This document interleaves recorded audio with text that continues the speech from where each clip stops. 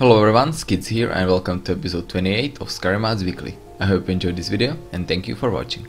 First mod I have for is called Loot and Degradation by Isoku. This mod allows other NPCs to use tempered items as well. From now on, whenever you kill a group of bandits, you will no longer find same equipment on them, but it will range depending on their and yours level. For example, if you are a level 1 character, there is a low chance that any bandits or any NPCs will have tempered items, while if you are level 50, there is a high chance that bandits will have at least fine equipment. Now I personally think that this is a very realistic feature because other NPCs should be able to use tempered items because there are blacksmiths everywhere and it is just weird that you are the only one who can use it. Second feature of this mod is Degradation. In vanilla Skyrim, no matter how long you used your sword, shield or armor, it never degraded and it always had the same condition.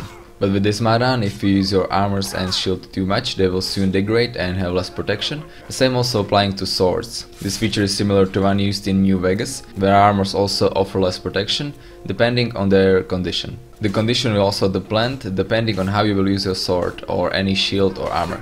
For example, if you only use your sword for attacking, then it will not deplete as much, but if you'll also use it for blocking and just making a shield of it, it will deplete a lot faster. Same also applying to armor and shield, so if you'll use your shield a lot, your armor will not deplete and it will still have perfect condition while shield will go down. And also vice versa, if you don't use your shield and only use armor, the armor's condition will slowly deplete over time. Now again, this is another realistic feature because I don't even know why Bethesda did not include it since it is in New Vegas, but thanks to this mod it is back. Now since armor and weapons can get broken, blacksmiths and other merchants can now temper your equipment and also repair it. Now the repair skill of each vendor will depend on their skill in game.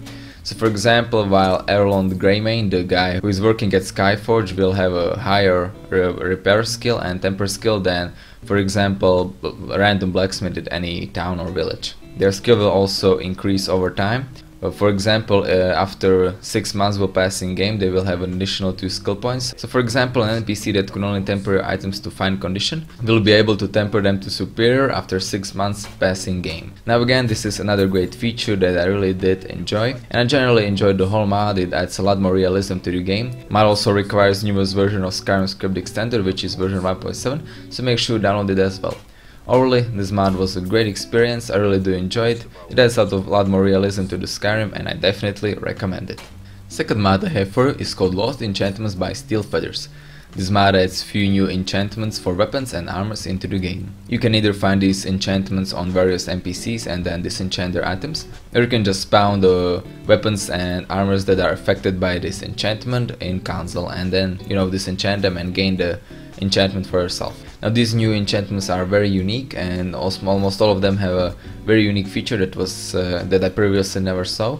So let's get over them. First, and my probably favorite one, is water walking one. This armor enchantment allows you to walk on water, so for example if you're escaping from bandits you can just run into a river and you can just walk through it like if it was a solid object, while bandits will have to run over it. I know it may look kinda unrealistic, but we're in the world of dragons, so yeah, nothing is unrealistic here. My second favorite enchantment is called Night Vision, and just like the name says, this enchantment will make your night vision a lot better. Third enchantment is called Fortify Agility. It increases movement speed and also has a chance to slow time when you're under attack. Now as you can see right here, this enchantment is very useful. It kinda allows you to dodge the upcoming attacks thanks to the slow time, and I really did enjoy it. It may be a little bit overpowered if you enchant it like way too much, but I still really liked it. Fourth enchantment is called Reflect Damage, that will reflect the percentage of damage from incoming attacks. Then we also have a Luck enchantment that has a percentage chance to land a critical hit that does the double damage. Then we have 3 weapon enchantments. First one is Disease Damage, that damages targets with disease damage, just like the name says, and it also makes them linger, just like you can see on picture right here. The next one is Holy Damage, which burns undead for some points of damage, so it basically just deals more damage to Droggers. And last one is Disarm, which gives you a small chance to disarm the target, which can be very useful, especially in a tight fight. So like I said, I personally did enjoy all these enchantments. I really did like them. They kinda fit in the game, they're not very overpowered, they're kinda balanced, and I definitely recommend them, so make sure you go ahead and check them out. Moving on, we have Books of Skyrim by MannyGT. This mod adds a bookshop into Skyrim. You can find this bookshop in Solitude. As you can see, it comes with a custom sign right next to it, and inside you can find the shopkeeper, her daughter, and a lot of books. The shopkeeper is called Arnora Aurea, and she is a descendant of Arya family in Cyrodiil, and she also has a daughter Leonia, which plays with other children in Solitude. From Arnora you can of course buy books that you can later, for example, display in your house, or you can just read them. You can also read all the books in a bookstore. You can also steal these books if you feel like, because they're not marked as owned, or you can be a good person and just read them and return them. Now, since everyone in Skyrim can read books somehow, I do find this shop very lore friendly, and I was kinda wondering why there wasn't a one before, because in a world when even a stupid bandit has his own journal, I think there should be a bookstore. So like I said, a smaller, lore friendly and very good mod. I did like it, and you should go ahead and definitely download it because it fits in the game just perfectly. Next up we have Immersive Fallen Trees mod by Jurassic for Life. This mod adds tons of fallen trees all around Skyrim. Mod2 created this mod mainly for immersive purposes, because in the real world the trees usually fall, especially if they're old, and there is no such thing in Skyrim. You can usually find these trees around rivers or canyons, and if you really want to see a lot of them, you can just go from River Route to Whiterun near the waterfall. And there, like I said, is a lot of fallen trees, so you can just go ahead and check that place. I also showcased it in here in a video. Other than for visual purposes, these fallen trees can be also used as pathways if you want to cross river without swimming. Then this mod is quite popular on Skyrim Workshop with over 20,000 subs, and it was just uploaded to Nexus. And that is basically all you need to know about this mod, so make sure you go ahead and download it. Now let's take a look at manual crossbow reload Lite by hidconsp. With this mod on, the crossbow will no longer automatically reload after you shoot a bolt, but you will have to click your left mouse button again to reload it. I personally find this mod very useful, because the automatic reloading was one of the most annoying things about crossbow, and it could cost you life, especially if you wanted to dodge something and you just couldn't because you just fired your crossbow and you just had to do the reload animation, and it was really annoying. But now whenever you shoot an arrow, as you can see on screen, the crossbow will have no arrow in it and you can just walk around with it. And if you want to reload it, you just have to press your left mouse button again and the reload animation will play. This is, like I said, especially very useful if you want to dodge something, a sword or arrow or bolt or some spell, because now you no longer have to go through that painful slow animation right after you shoot the bolt, and you can, for example, move to better cover and reload it after that. So like I said, an essential mod for me from now on, so I recommend it and make sure you go ahead and download it. Next up we've got 3 facial mods. First one is Bloody Facials REBLOODED by Poshpaws. Now in vanilla Skyrim, whenever you fought with someone and you got hurt, or you hurt him or you killed him, you never got any blood on your face, only usually on your armor, or not even on that. And I found that very unrealistic, because if you fight someone head on, you should definitely get some blood on your face, especially when you kill them. With this mod on, this is changed. First thing you should do is activate the mod in mod configuration menu, otherwise it won't work. There you can also set a chance of getting blood on your face.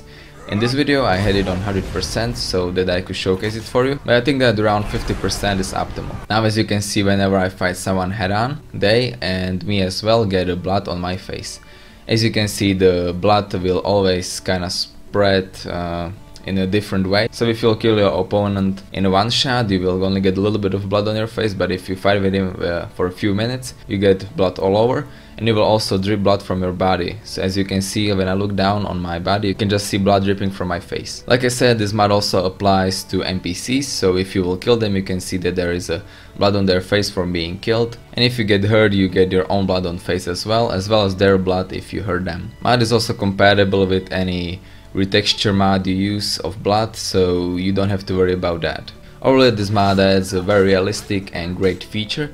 I definitely recommend it. I will keep this mod on from now on for sure, and you should go ahead and do it as well. Moving on, we've got Argonian Fins by Chilean Wolf. This mod adds 2 new hairstyles for both male and female Argonians. Now as you can see, this mod adds fins to the back of Argonian heads. The first hairstyle is one without feathers, and the second one has also feathers included. This mod should also work with any retexture of Argonians or any remodeled version. I for example was using Argonian female refined by Zalunaya that I reviewed last week, and the fins still fit on head very well. Martha is also working on adding more styles, for example the central fin style from Oblivion. So make sure you check out the mod for any updates. Overall, this is a small but very good mod. I definitely recommend it if you're playing as an Argonian.